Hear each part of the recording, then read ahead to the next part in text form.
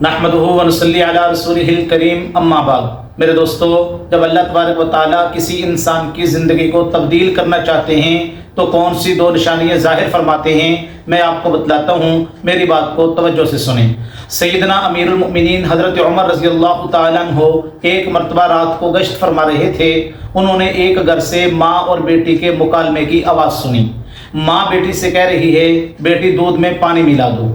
اب بیٹی آگے سے کہہ رہی ہے کہ امی جان، امیر المؤمنین حضرت عمر رضی اللہ تعالیٰ عنہ نے دودھ میں پانی ملانے سے منع فرمایا ہے۔ ماں کہنے لگی، بیٹی رات کا وقت ہے، اندھیری رات ہے، امیر المؤمنین حضرت عمر کون سا دیکھ رہے ہیں؟ تو بیٹی کا ایمان بنا ہوا تھا، کہنے لگی امی جان فَأَيْنَ اللَّهُ، عمر تو نہیں دیکھ رہے، میرا اللہ تو دیکھ رہا ہے۔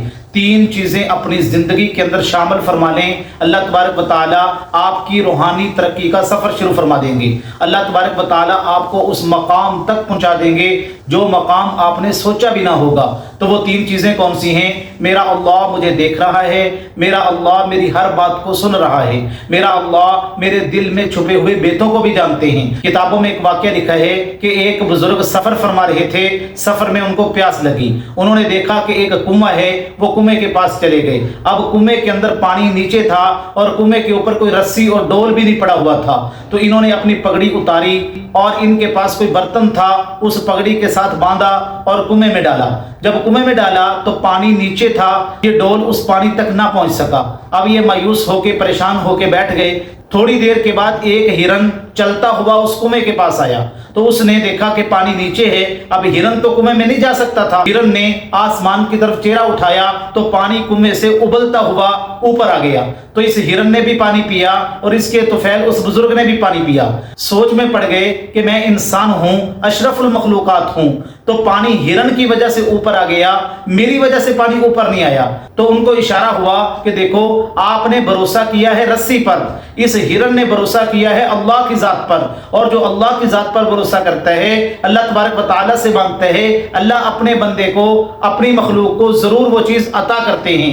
ادعونی استجب لکم، جو تم مجھ سے مانگو گے میں آپ کو عطا کروں گا، جو منہ سے نکالو گے میں آپ کو دوں گا، جو دعا کرو گے میں آپ کی دعا کو پورا کروں گا۔ اب وہ دو نشانیاں کون سی ہیں؟ ان میں سے پہلی نشانی انسان کے دل میں روحانی بیداری کا پیدا ہو جانا۔ یہ روحانی بیداری اگر انسان کے دل میں پیدا ہو جائے تو میرے دوستو، اللہ انسان کو اپنا محبوب بندہ بنا لیتے ہیں۔ اس کا مطلب یہ ہے کہ وہ کام جو پہلے انسان کرتا تھا، اپنے دوستوں میں بیٹھ کے ہنسی مذاق کرتا تھا، وقت کو ضائع کر دیتا تھا، اب اس کا وقت ضائع کرنے کو دل نہیں کرتا۔ اب اس کا دل کرتا ہے میں اس وقت کو قیمتی بنا لوں، اللہ کی عبادت میں گزار دوں، تسبیحات میں گزار دوں، مسجد میں گزار دوں، دعائیں مانگتے ہوئے گزار دوں۔ میرے دوستو، یہی انسان کا اصل مقصد ہے۔